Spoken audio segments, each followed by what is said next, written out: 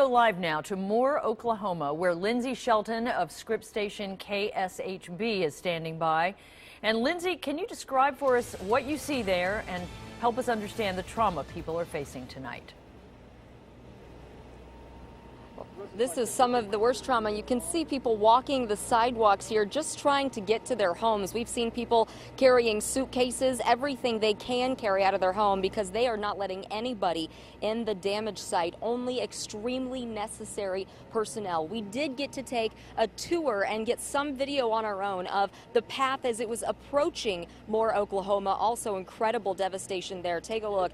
Houses, pieces of people's belongings strewn all over, just crumbled. We've been talking about how long this tornado was on the ground. It was actually seeming to churn up the ground as it just sat over certain areas for such a long, nightmarish period of time. One glimmer of hope people have found today is trying to find their pets. Now, when rescuers have been finding pets in the rubble, they have been bringing them to one central place.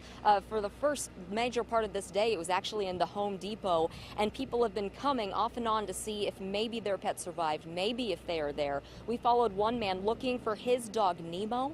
He said those dogs were home alone. When he came, he didn't find Nemo in this shelter, and he thought there was no way his pet would survive, but he decided to go look in the rubble of his home one more time. This time he heard a whimper that beat the odds. Nothing you'd ever experienced. We wrote it out in a hall closet. It lasted forever. I mean, it was a good 10 minutes. My family kept calling me. I kept talking to them, but it was pure hell. I never want to go through it again. Never.